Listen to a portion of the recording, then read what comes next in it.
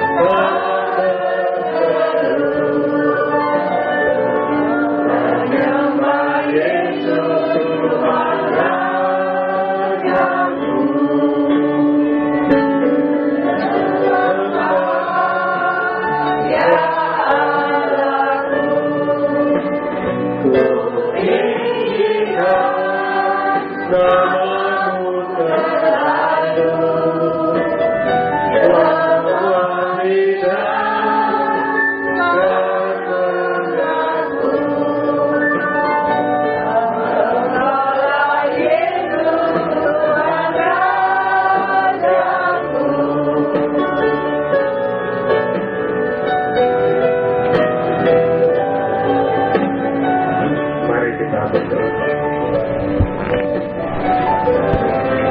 Petang hari ini ya Tuhan, kami datang kepadamu di tengah ibadah pewilayahan pada saat ini. Kami bersyukur karena Tuhan selalu menyediakan kesempatan kepada kami untuk bertemu di sekitar firman.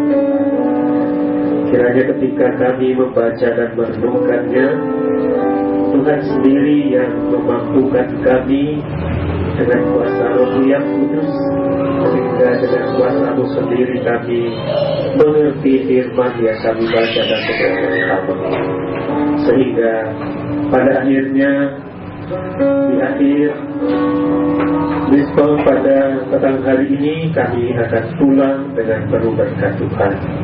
Terima kasih ya Tuhan, Tuhan pakai hamba-Mu yang penuh dengan kekurangan menjadi alat di tangan-Mu untuk menyampaikan kehendak-Mu saja.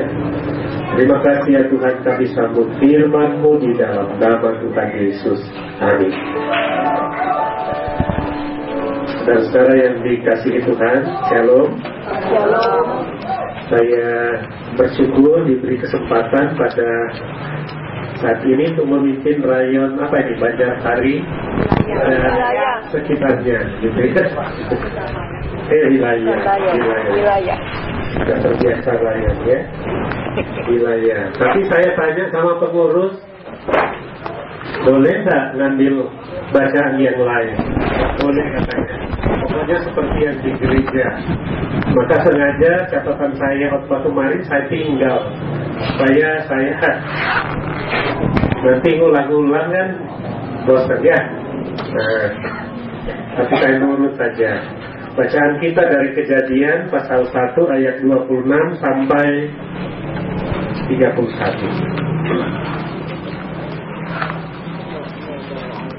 Karena memang maksudnya supaya kita semakin mendalami tema atau firman Tuhan yang dilototkan di gereja.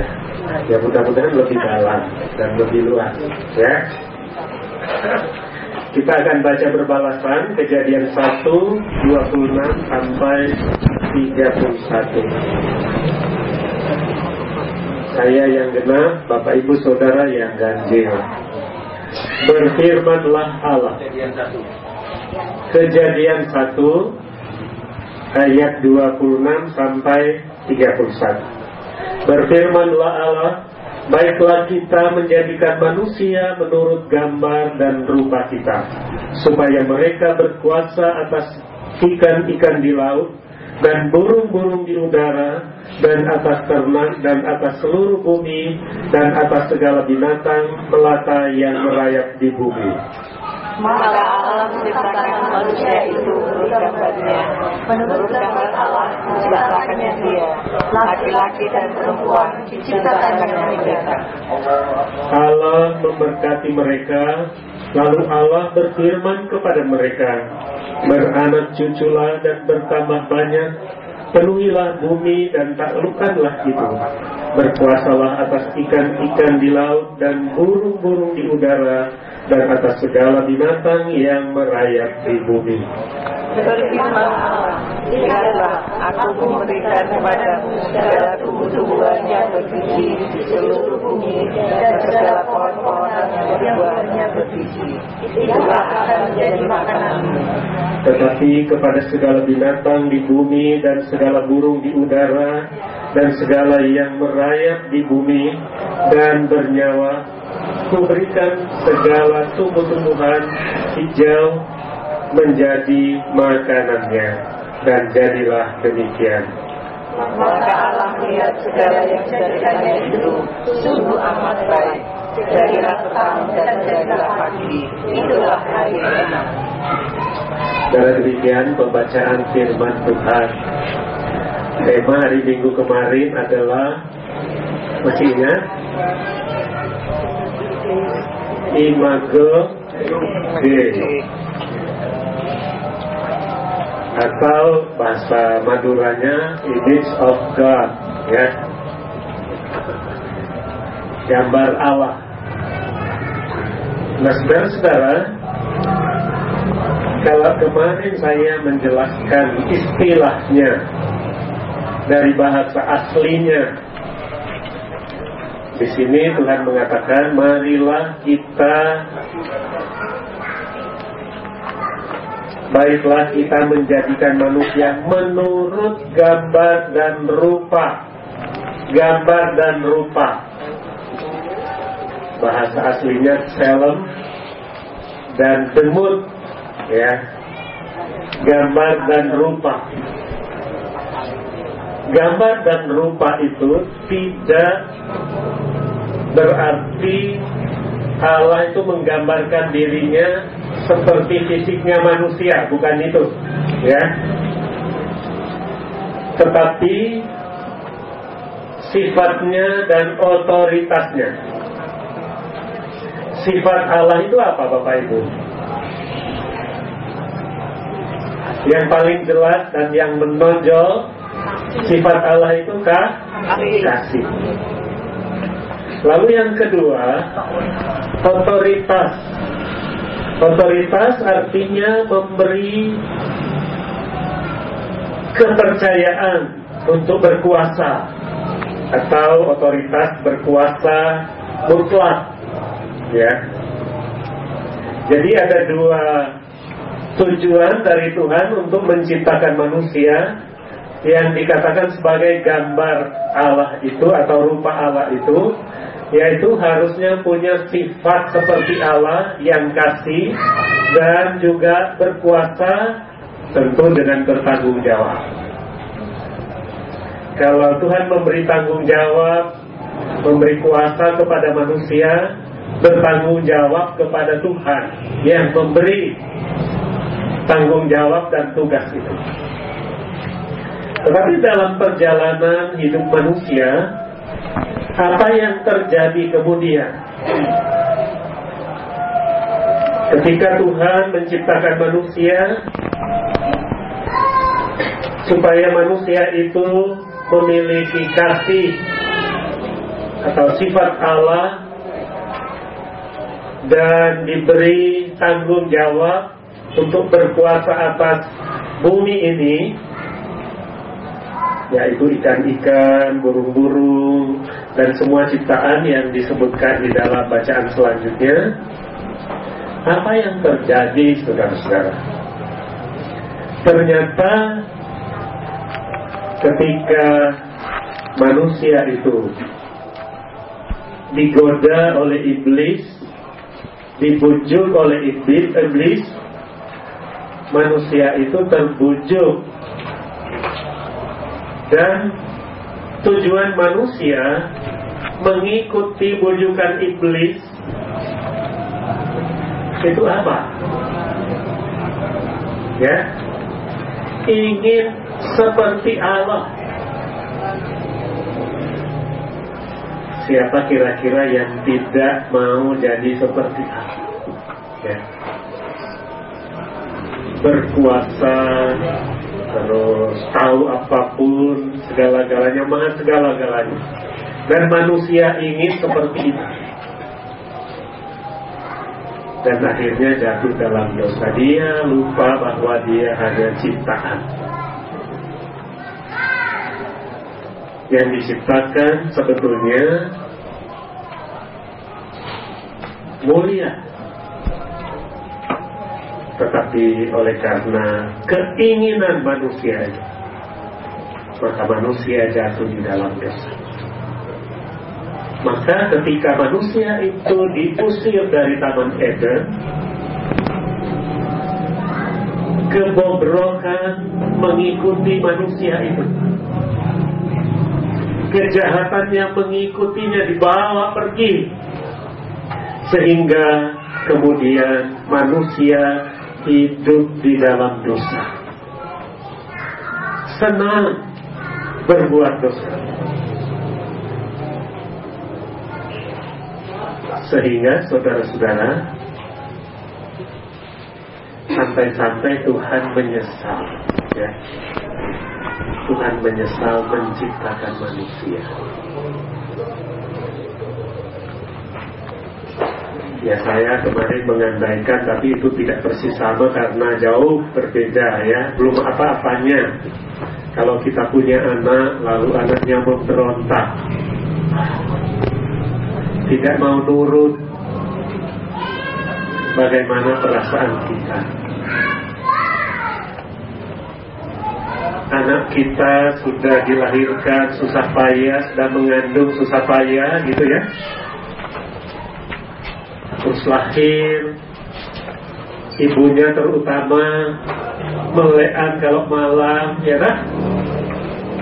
Kadang-kadang kan anak terbalik, siang tidur, malam melean.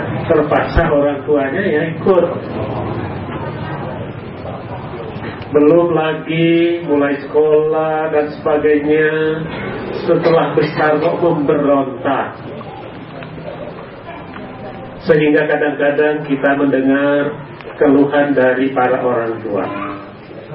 Bahkan saya pernah mendengar keluhan, wah, mau enggak usah dulu dilahirkan saja, atau waktu lahir tak pites lagi katanya. Wah, sampai situ loh.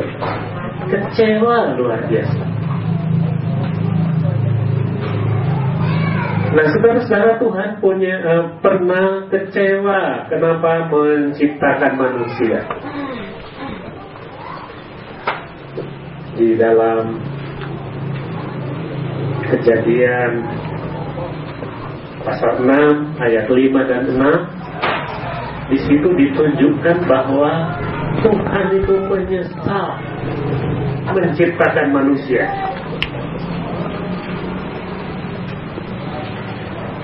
Coba Bapak Ibu buka lagi Kejadian 6 ayat 5 dan 6.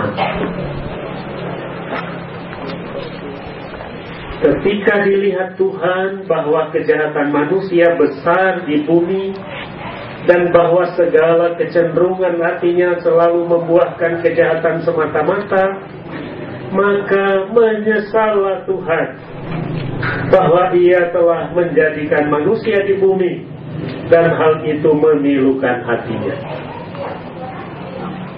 Jadi Tuhan sampai menyesal. Oh, coba bayangkan, usah diciptakan tadi. Nah, setelah saya khotbah ada yang nanya. Nah, ini mungkin lebih mendalami ya, Pak. Berarti kalau dihubungkan dengan kemahatauan Tuhan,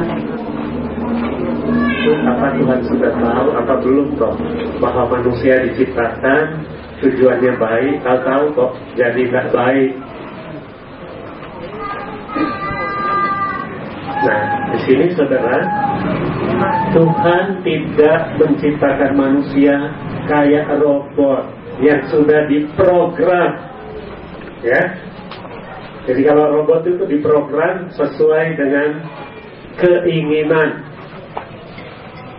tetapi manusia diciptakan oleh Tuhan dan diberi kebebasan, kemerdekaan. Oleh sebab itu, ketika orang Kristen zaman Paulus dinasehati kembali oleh Paulus, diingatkan lagi, mereka itu orang merdeka. Setelah percaya pada Kristus, dimerdekakan, dibebaskan lagi.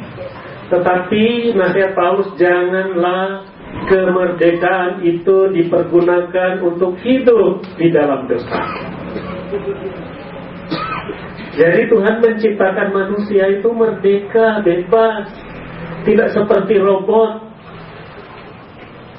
Tetapi juga Tuhan mengharapkan tanggung jawab yang besar, yang tinggi. Nah, dalam kenyataannya manusia tidak mengikuti Tuhan, tetapi mengikuti iblis sehingga jatuh dalam dosa. Namun Tuhan selalu konsisten dengan kasih-Nya. Mereka yang percaya tetap diberikan keselamatan. Mereka yang tidak, yang hidupnya kecenderungannya jahat saja, dihukum. Sehingga kalau kita baca selanjutnya pasal 6, itu di sana disaksikan tentang Nuh. Nuh yang masih percaya kepada Tuhan diselamatkan, tetapi yang lain dimusnahkan dengan air bah. Nuh selamat beserta dengan keluarganya. Tetapi apakah sampai di situ? Kalau kita membaca sejarah Alkitab, sejarah umat Allah, balik lagi, ya. Kita lihat lagi di pasal 12, kalau tidak salah Bahtera Nuh jatuh lagi. Tetapi Tuhan terus mengasihi manusia, dan kemudian manusia itu terus percaya, memberontak dan sebagainya. Dan oleh kasih Tuhan Dia mengutus anaknya untuk memulihkan manusia. Tuhan Yesus Kristus, anak tunggal Allah, diutus ke dalam dunia ini untuk memulihkan kembali kehidupan manusia, sehingga manusia yang percaya kepadanya tidak akan binasa, tetapi beroleh hidup yang kekal. Manusia atau orang-orang yang mempercayakan diri kepada Tuhan Yesus tidak akan binasa. Jadi di sini kita lihat bahwa manusia diciptakan menurut gambar dan rupa Allah, itu juga ada sifat kekal. Manusia itu kekal, Allah itu kekal, manusia juga kekal dalam hal mereka yang percaya akan hidup kekal, tetapi perlu damai sejahtera masuk surga. Tetapi mereka yang tidak percaya juga kekal juga, tetapi di neraka yang kekal, ya. Jadi sifat-sifat yang seperti itulah yang dikatakan menurut gambar dan rupa Allah. Selain sifat kasih dan adil dan seterusnya. Oleh sebab itu, saudara-saudara, kalau Tuhan menciptakan manusia menurut gambar dan rupanya, Selem dan Demut, yang berarti sifat dan otoritasnya itu, mari kita menyadari bahwa sesungguhnya saudara dan saya diciptakan oleh Tuhan dengan maksud yang baik, supaya kita mewujudkan sifat-sifat Allah di dalam hidup kita, yang penuh kasih, yang adil, yang benar, supaya Allah itu terwujud, sifat-sifat Allah itu terwujud di dalam kehidupan kita sehari-hari. Mulailah di kelompok yang kecil, yaitu di rumah tangga kita, di lingkungan kita tetangga, kemudian dalam persekutuan kita, dan di dalam masyarakat. Itu adalah tugas kita sebagai ciptaan Allah menurut gambar dan rupanya. Dan kita juga bertanggung jawab mengambil peran memelihara lingkungan kita. Apapun dikatakan, burung-burung, tumbuh-tumbuhan, ikan-ikan dan sebagainya, jangan hanya merusak sehingga pada akhirnya kita tidak berkenan kepada Tuhan. Kalau kita mau hidup kekal dengan penuh damai sejahtera di surga, ya wujudkanlah itu, karena itu tujuan Tuhan menciptakan kita manusia. Tetapi kalau kita mau hukuman kekal juga, ya mau, bisa, ya. Tetapi siapa sih di antara Bapak Ibu yang mau? Coba angkat tangan. Tidak ada yang mau ya. Mari melalui firman Tuhan ini kita diingatkan bahwa Bapak Ibu Saudara dan saya diciptakan menurut gambar dan rupa Allah. Selem dan Temut, Imago Dei, image of God. Mari kita wujudkan itu di dalam hidup kita sehari-hari. Maka Tuhan akan memberkati kita sekarang sampai selamanya. Amin.